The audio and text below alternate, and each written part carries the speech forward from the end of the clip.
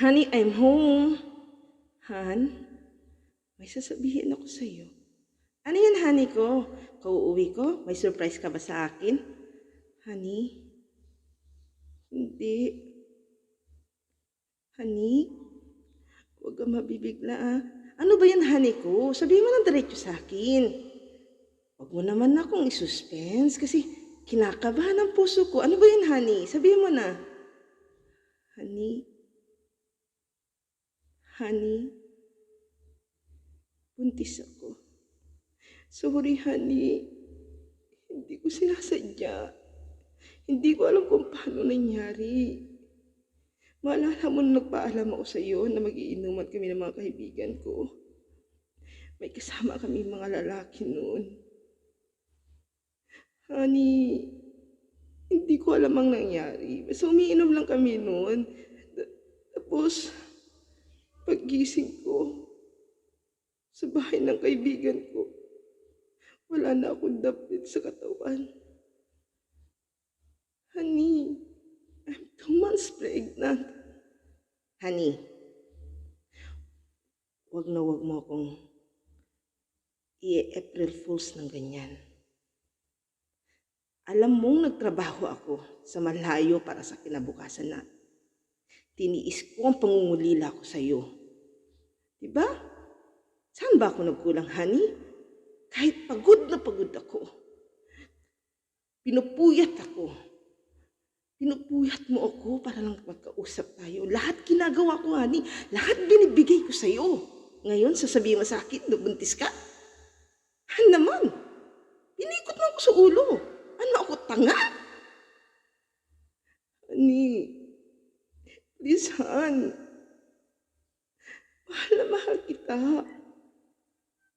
Huwag mo akong gawaan, honey. Tanggapin mo. Tatanggapin ko? Tatanggapin ko ang bata? Tatanggapin ko ang isang pagkakamaling ginawa mo sa buhay? Ayun, honey. Hanapin mo yung tatay ng batang yan. Sabihin mo sa kanyang panagutan ka. Kapag hindi, Han, ayaw kong lumaki ang bata ng isang bastardo. Ginusto mo yan, tanggapin mo ang consequences, honey. Ako nagtiis ako. Nagtiis ako na wala ka sa tabi ko. Nagtiis ako kahit gaano kita kamis.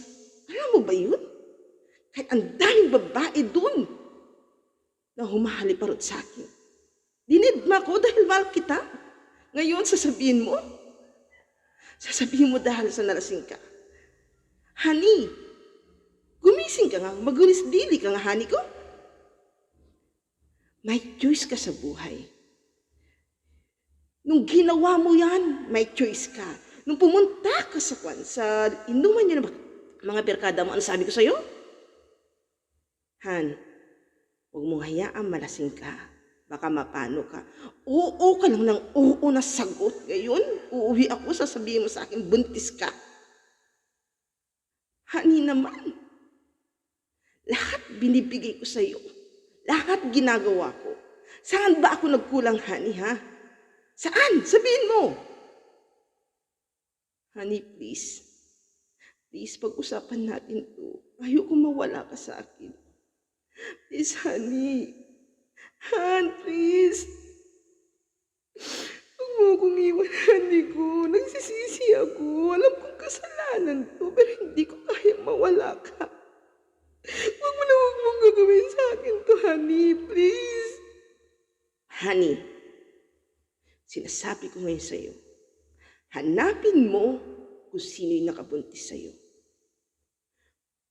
After that, mag-usap kayo, Han. Alam mo, Han, sobrang naman kitang mahal, Han. Alam kong hindi kita kayang bigyan ng anak, honey. Kasi kahit anong gawin ko, hindi kita mabubuntis, honey. Nakakabuntis man dali? Hindi, di ba? Ngayon, isa lang pakiusap ko sa'yo, Han. Hanapin mo kung sino nakabuntis sa'yo. Pag-usapan nyo kung anong pwedeng mangyari sa bata. Kung paano yung bata. And then, kung hindi ka niya tatanggapin, oo na, sige na. Tanga kung tanga. Dahil sa pagmamahal ko sa'yo, Han ko, tatanggapin kita. Tatanggapin ko pati yung bata. Pero sa ngayon, Han, May choice ka. Kausapin mo yung nakabuntis sa'yo. Sabihin mo sa kanyang buntis ka. Ipaalam mo lang. Kasi karapatan din ng lalaking yun na malaman na siya ang nakabuntis sa'yo. Explain mo. Kasi ayaw kong lumaki yung bata, honey, na broken family. Kasi mahirap sa isang bata na hindi kilala ang kanyang magulang. Ama man o ina yan. Sakaling magkainlaban kayo, sakaling magkaintindihan kayo, magkahulugan kayo ng loob dahil sa pagbubuntis mo, sigihan. Dahil mahal kita, handa kitang palayan. Kasi ganun kita kamahalan. Tiniis ko lahat. Pagpapakatanga man, ang palayain ka o tanggapin niyang pinagbubuntis mo. Oo, tanga na ako. Tanga akong tanga. Pero sadyang mahal kita eh. Di ba? Mahal kita ng walang dahilanhan. Minahal kita ng buong buo ka. Minahal kita kung ano ka. Tao lang tayo, honey. Alam kong tayo, nagkakamali din tayo. Pero kailangan din natin na tanggapin at magpatawad. Kasi yun naman ang purpose ng buhay natin eh. Ginawan man tayo, ginawan mo man ako ng masama, ginawa mo man ako ng hindi ko alam sa harapan ko. Mahal kita, Han. Tatanggapin kita. Tatanggapin kita, pati ng anak mo, pati ang pinagbubuntis mo.